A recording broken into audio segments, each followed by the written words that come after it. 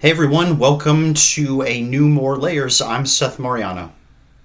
And I'm Jordan Smith. We're closing in on the 100th episode. This isn't the 100th episode, but we're getting there.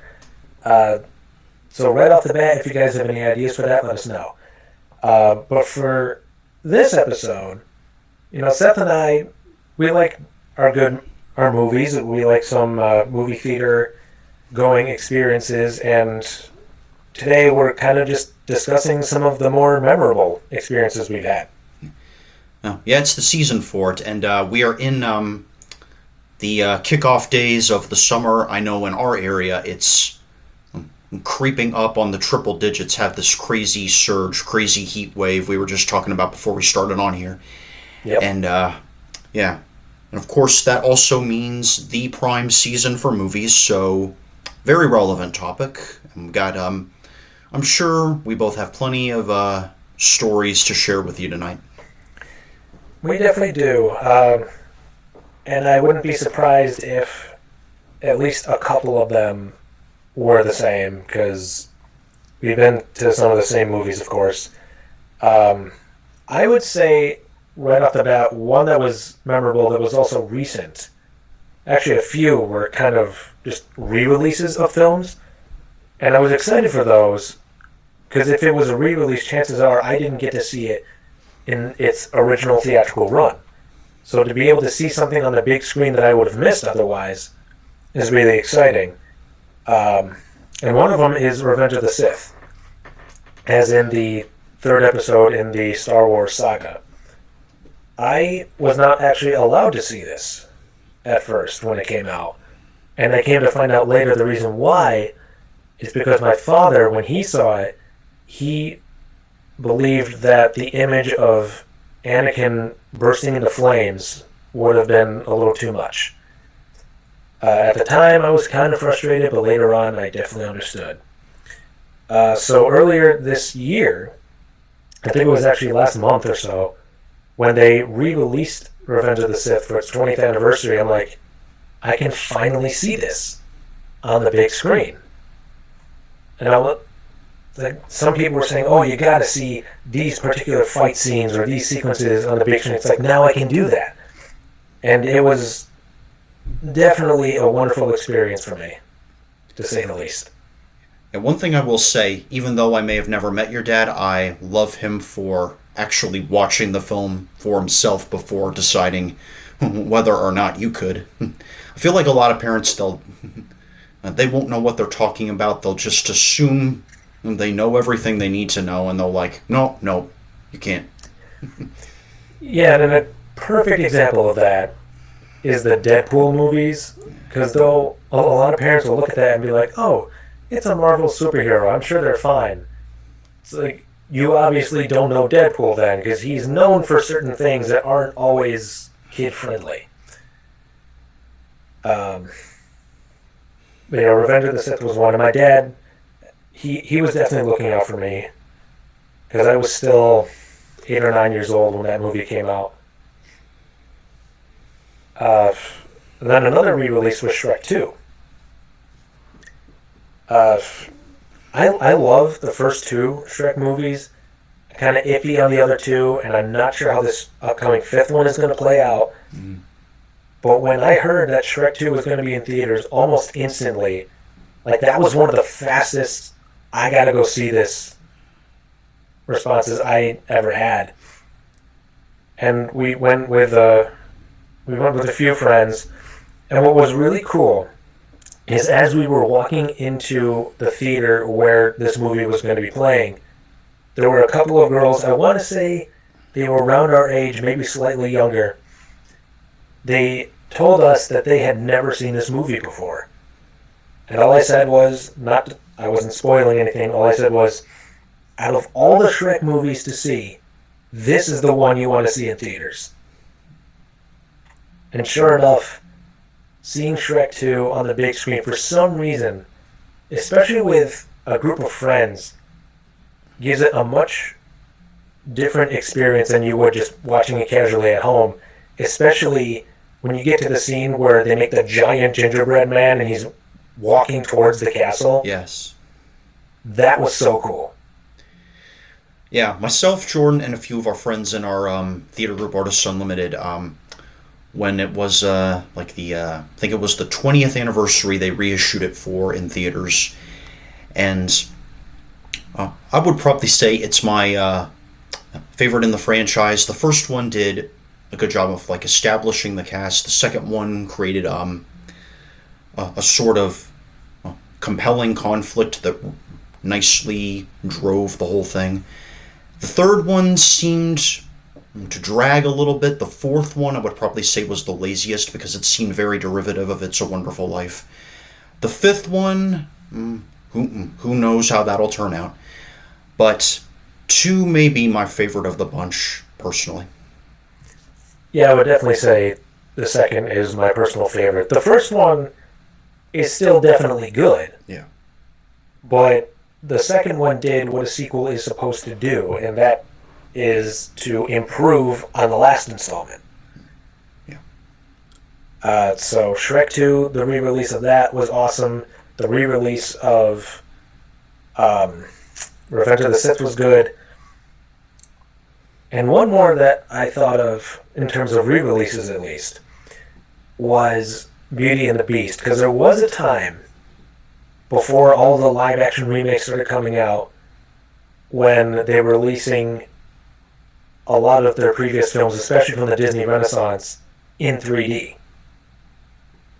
And I told myself, if they do Beauty and the Beast, then I'll see that in 3D. And sure enough, they did. I went and saw it with my mom. And it's like some of the art and visuals in that movie are already impressive. Like when you're looking inside the castle or various shots of the village or what have you. It's like seeing them in 3D just makes it seem much grander in scale. Like just seeing that iconic ballroom dance and the cameras like slowly panning down from the chandelier. Yeah. Beautiful shot, especially in 3D. Yeah. Especially since I think that shot was one of the few that were done with a little bit of CGI. And it was used really well. Let's see. So kind of going away from re-releases right now, there are a couple that I want to bring up because these were some of the most emotionally impactful films for me, and both of them came out last year. One of them was The Wild Robot, which I just saw casually on a day where I wasn't really doing anything else, and I came out of it and I was just so blown away by how good it was. But the main reason it was emotionally impactful is because a song they played during the credits, it kind of spoke to me, because the message of the song, they even say this in the lyrics, I'll always be there, even when I'm not. And at the time, I had only lost my father, so I was kind of thinking of him when I heard that song. And then, like, that's the main reason why it was a memorable movie experience, because it was much better than I was expecting, and it kept me hooked until the very end, and then that song just hit it home, as it were. And then the next time I did see it, it was after my mom unfortunately passed. So that song started to hit even harder. And something similar can be said for Sonic the Hedgehog 3, specifically the movie.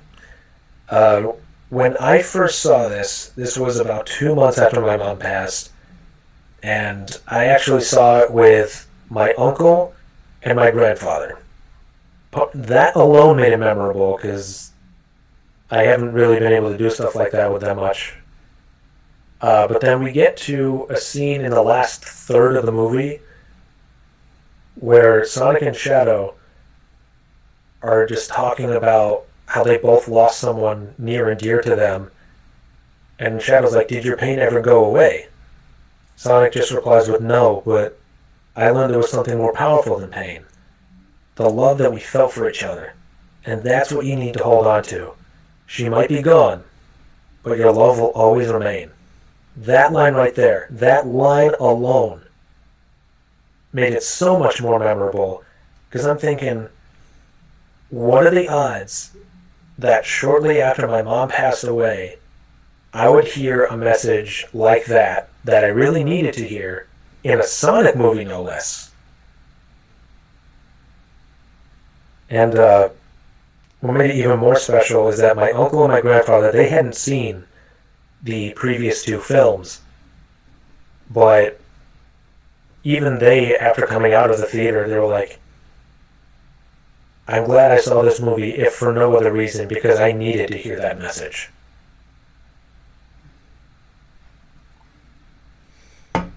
Yeah, it's that's like the power of a good story at the right time.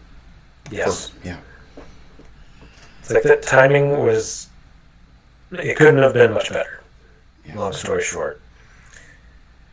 Let's see, I have at least a handful more written down here.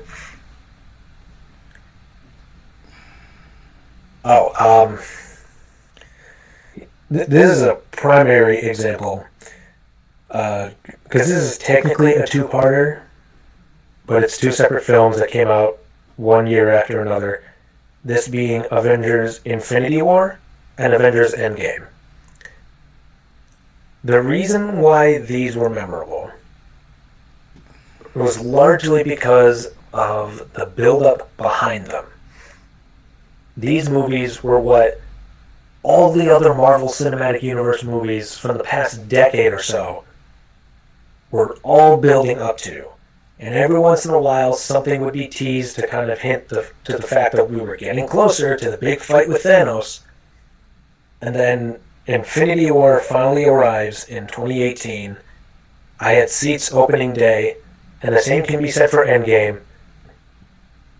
And there were just so many moments with the crowds that were there where everybody just got excited for what just happened or what was about to happen. You could just feel the tension in the room during like big fights, or just the... I'm trying to find the right word. The eerie silence when certain moments happened. I won't spoil it. But there's just something about seeing a movie that big, that was built up for over 10 years, with a large group of people, and just being so invested together. It's kind of like the whole thing that I mentioned with Shrek 2, where when you see it in a theater with a group of friends or just a large group of people, it's a completely different experience. It's like, yeah, I can watch these scenes at home too now, but it doesn't hit nearly as hard. If they re-release them on the big screen, I feel like I would have some of that impact again, because everybody loves some of the moments with Captain America when he's fighting Thanos, or one of the big moves that Iron Man pulls near the end, or just all the heroes standing together. There were just shouts of excitement, people getting so invested in the story. And it's like, that's hard to pull off. But I'm glad I was there the day those films were released so that I could get the full experience.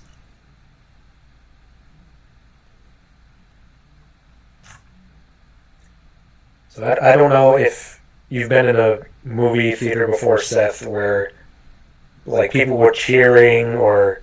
Oh yeah, I have, and I'll get into that. Okay. I will say I kind of had that happen when I saw Spider-Man No Way Home. However,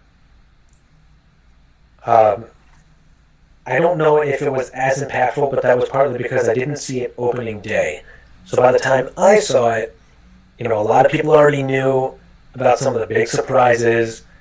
The crowds weren't as big, so it wasn't as impactful.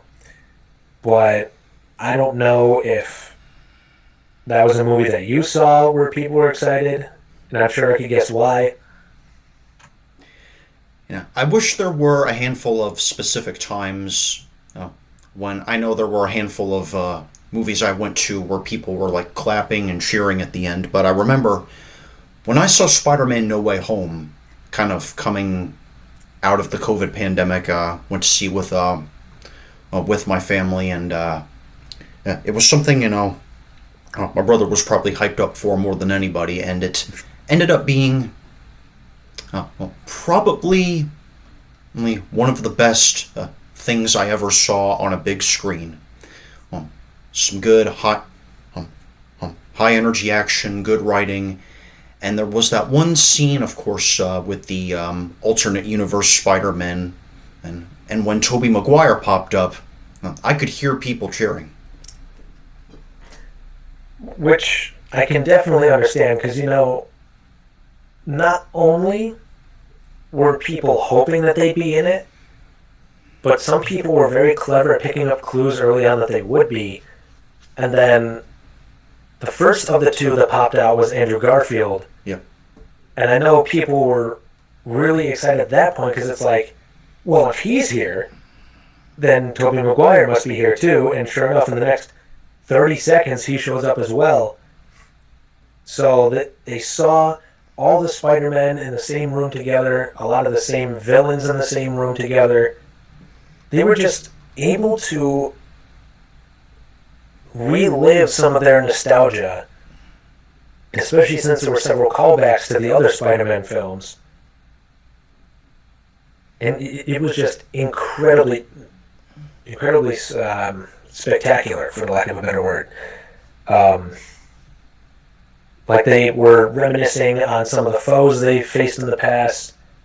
When Andrew Garfield caught Zendaya's character, you could see the emotion on his face because you knew he was thinking about how he was able to save her, but not the person he really cared about, who fell from a similar height. But as I was saying, some people were very clever. Like there was a preview that came out for the film where all they showed was one Spider-Man charging towards all the villains that were running towards him. But then the Lizard infamously just like jerked their head back the other way as if somebody just hit them, but there was nobody there. And people are thinking, okay, that makes no sense. They must have had one of the other Spider-Men like punch or kick him, but then edit it out so that it wasn't spoiled ahead of time. And then another shot was when you just see a Spider-Man hand reaching out to catch Zendaya's character. I guess she can be considered MJ.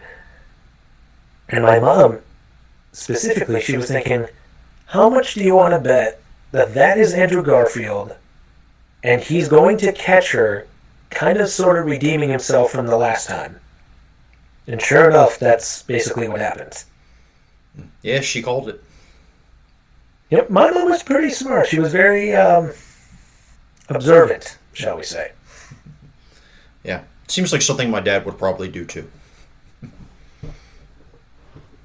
And it came with a meme too, with the lizard thing. It's all starting to come back to me now too. Somebody took an edit where Lizard's head jerked back the other way, and they took the moment from The Incredibles where the teacher was like, "He moves right there. Wait, right there. I don't know how he does it." And then, of course, he says the infamous line, "Coincidence? I think not." It was a clever use of the meme. Let's see.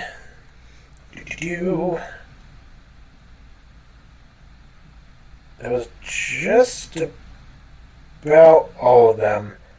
I guess. Ooh, there was actually one more. One more that I had, and that was Black Panther 2, otherwise known as Black Panther Wakanda Forever. This was a memorable one for unfortunately sad reasons, because this was after, like right after Chadwick Boseman, who was playing the Black Panther up to then, had passed away. And the movie was originally, from what I understand, going to be about him kind of recovering from the whole thing with Thanos. But since the actor died, they had to find a way to work around that. And when the movie came out, even before any visuals were up on screen, you could already hear characters in the movie kind of scrambling. And it turns out they were trying to find a cure for some illness that T'Challa had somehow gotten off screen. And then his mom comes on screen and she's just like, your brother's going to be with the ancestors. And it jumps very quickly into a funeral for him, which I also felt was kind of like a tribute to Chadwick. But you could just feel the emotion in the room anytime they did something in the film to kind of reminisce on Chadwick Boseman's performance as the character in different scenes that he was in, especially some of the more iconic ones. And you could feel it the most when they just showed shots of him doing what he did in previous films, except during those moments, there was no music, there was no sound. It was just visuals, and that was it. Which really let you absorb the fact that, yes, this guy is in fact gone, and he's not coming back. So it was emotionally memorable in all these different ways. I felt like it was a solid way to respect the actor and the character. And I feel like it is very difficult to replicate something like that, unless, God forbid, another tragedy happens.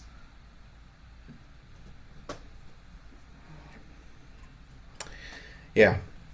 I had a few of my own. One of them was the first movie going that I remember after coming to Rochester originally when I was 11 years old.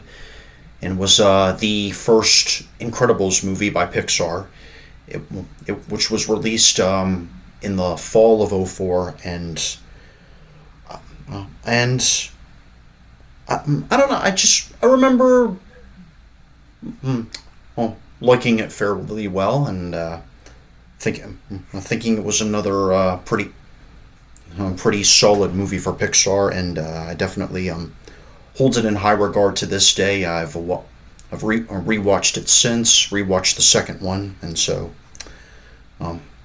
that's one I like. Yeah, The Incredibles is an example of taking something that's been done before, but putting a fresh spin on it. Yeah. It's like, yeah, there's a lot of superhero movies out there, especially now, but the idea of having a family of superheroes was a rarity. I think the only other example is the Fantastic Four, at least that I can think of. And I do want to think that the Incredibles were heavily inspired by the Fantastic Four, because you got the person who's like big and bulky with the super strength. Yeah. You've got the girl who can both turn invisible and use force fields. Yeah.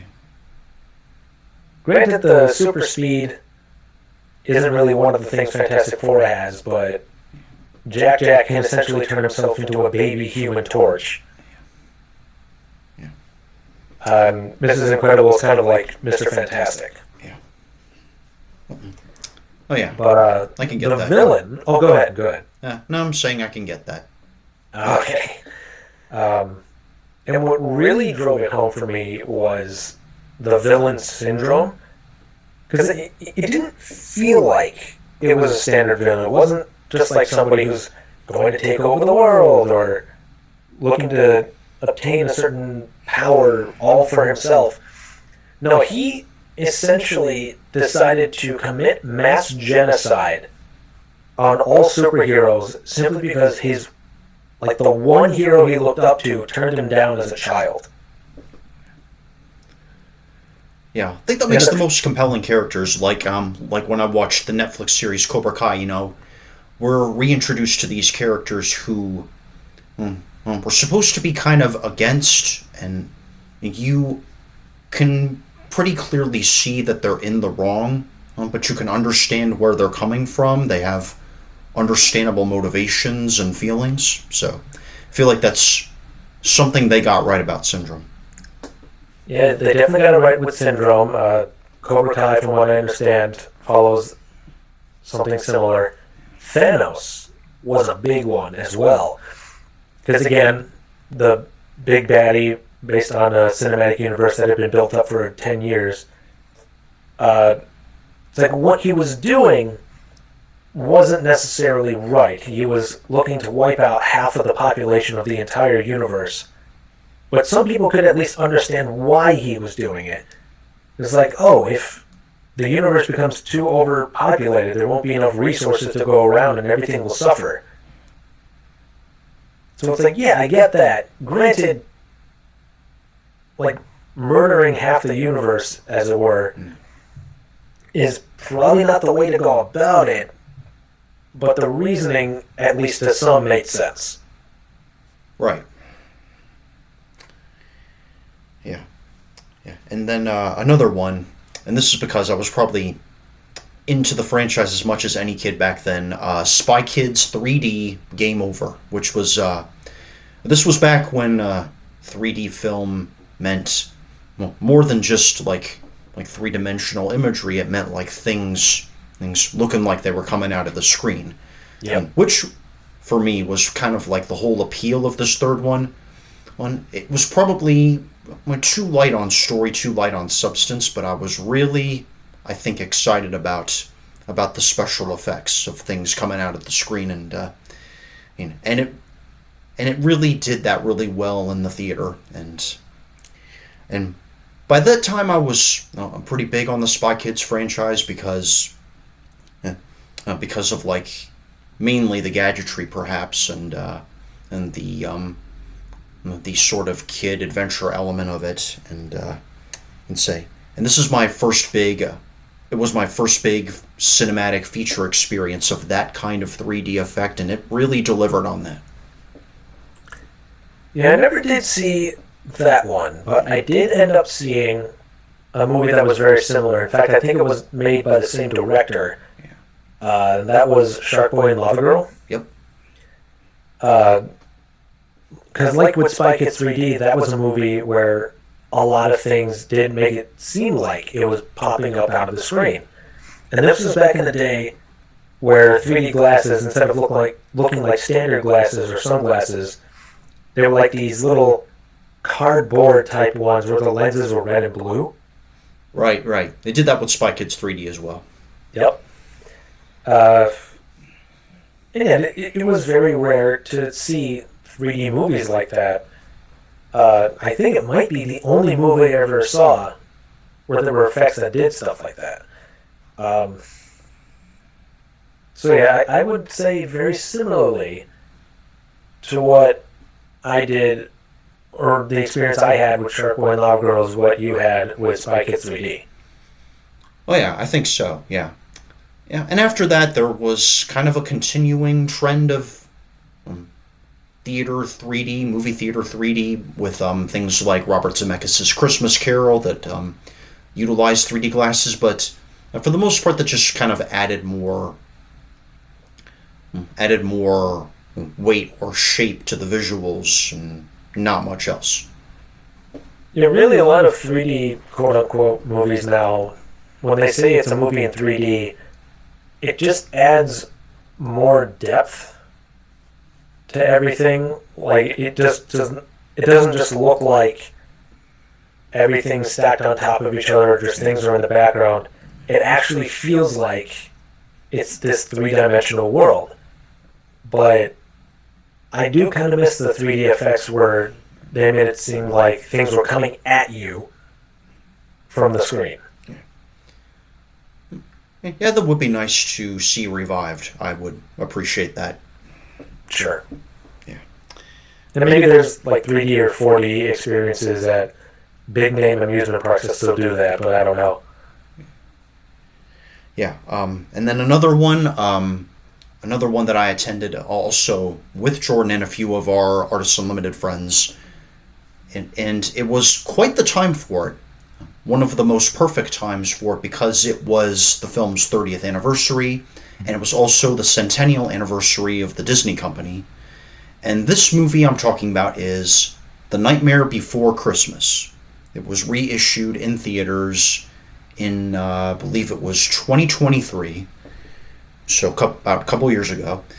At the time, I think it was our tech week for our production of Mary Poppins, and a few of us went out and saw it. I'd seen the film at least twice before, but it was special. It was made the film in a way more memorable. I feel like I picked up on things I'd never noticed before, and it was just overall just a pretty fun time. It really was. I definitely seen it once or twice prior, like you had. But like with other movies, something about seeing it on the big screen just makes the world that you're looking at seem much more massive. And the fact that this movie was done in such a beautiful style with the stop motion, claymation, what have you, made it that much more unique. And I did see it with a group, because a few of us went to see it during Mary Poppins, like you said. And then I went back and actually saw it again, specifically with the person who played Mary Poppins, because she was big into that movie, but she hadn't been able to see it on the big screen yet.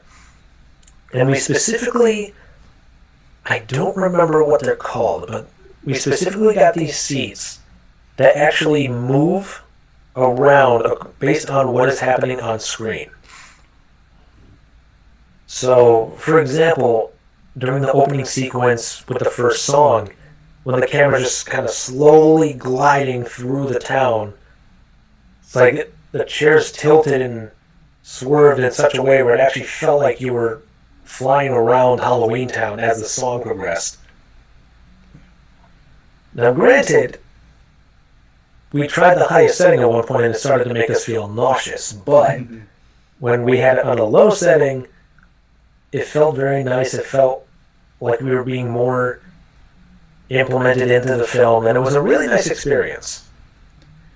Yeah, I don't know if you've rode the Disney ride Soarin' at Epcot, but that's kind of the same concept. You can kind of, I don't know, it's not as actively moving, but it's kind of like sort of supposed to kind of simulate the feeling of flying over water and a bunch of things. So, it kind of has a similar thing with a screen projection, maybe a little slight movement. Maybe I did see that, but the last time, and the only time for that matter, that I've ever gone to Epcot, I was like 6. So it's been a long time. Oh yeah, it's definitely been a while. I know my mom expressed interest in taking me back there, but obviously that's going to be difficult. I'll still try to go again at some point when I can afford it. But I can't remember if it was in one of the Disney parks or Universal or somewhere down in that area. There was one ride that was kind of like Sharkboy and Lava Girl and Spy Kids 3D called Honey, I Shrunk the Audience. And it was a 4D movie. And for those that don't know, 4D movies are basically 3D movies, like the stuff that pops out of the screen. But the way the chairs are set up, they supposedly make you feel like things that are in the movie are also interacting with you directly. Like, if there were mice running around, there'd be this cable that would tickle your feet to make it feel like the mice are running around your feet. Or if there was water being sprayed, you would actually get sprayed with water. And various effects like that. I don't remember if it was at Epcot, but if it is, I definitely would like to try something like that again. Yeah, I think it might have been at Epcot, or I think it may have been at Hollywood Studios as well. I know there was a pretty similar show that was mostly dark with surround sound. The Drew Carey Sounds Dangerous video. I think it's since been discontinued, but But yeah, I'm pretty sure though the Honey I Shrunk was at Epcot, and I believe that's defunct as well. Oh, dang, really? Yeah, yeah, I'm pretty sure. I mean, I guess in a way that makes sense because, as time moves on and they make more stuff, they want to make room for some of that stuff. Yeah. But yeah, the next time I go, I'll try to see what's different if I can remember what I saw the last time I was there. Yeah, and I just had one other film, and this was probably this is one of the most recent examples. You know, I have, as I believe I've said before, a younger sister who's really into the musical Wicked. She's probably seen it, maybe probably a handful of times, and then when my mom was looking at tickets for the film adaptation that came out last fall, just saying, "Yeah, you want to go?" I'm like, "Okay."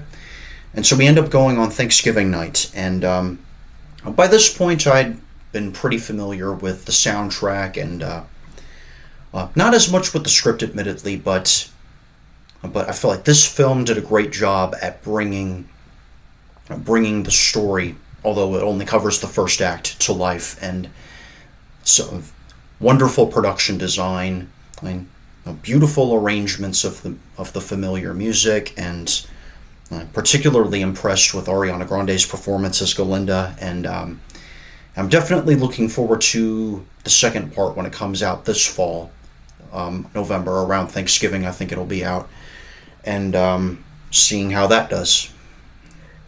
Now, going into this movie, were you aware that it was going to be split into two parts? I don't think I was. I mean, I think maybe at least not until really shortly before, maybe. Okay, because I know some people were wondering if it was covering the whole production or just part of it, even after the movie started coming out. But then, the movie releases, and I haven't seen it myself, but I guess right at the end of the movie, it just says to be continued. Right. So at that point, a lot of people knew that this movie was essentially just Act 1. But from what I understand, because I don't know too much about the Wicked musical in general, I know what world it takes place in and some of the characters that are involved. Yeah. But from what I've heard from people who have seen it and are big fans of Wicked, they tell me that this is a movie musical that was actually done really well. Because some of them are a bit iffy, but this one was apparently solid. Oh yeah, I would agree. It's I feel like the set design was very good. It really felt like another fantasy, wide open space kind of world, and like it's a compelling story, well written music, and yeah, I would say it's a musical film adaptation as it should be. Well, that's definitely good to know. I definitely have thought about checking it out. I just haven't really had an opportunity to, especially recently now that it's out of theaters. But I do want to try and see this movie before the sequel comes out so that I can get the full experience. Yeah. And then maybe we'll go with a few friends and we can all see it together and create another wonderful memory. Possibly, yeah. That would be great. Yeah. Well, I think that's going to do it for now. You can keep up with updates on this podcast at Seth_Mariano_AU on Instagram. Leave your questions, comments there, as well as on our YouTube, and stream us on Spotify. And all questions and comments are very much welcome and appreciated. Absolutely. We love to hear from our audience and people with questions, comments, even concerns maybe. If you have ideas for future episodes, let us know what they are. And like I said at the beginning, we are getting close to our 100th episode. We're not entirely sure yet what we're going to do for that, but especially for that episode, we'd love to hear your ideas. Yeah, that'd be great. Well, thanks again, everybody, and see you soon. So long.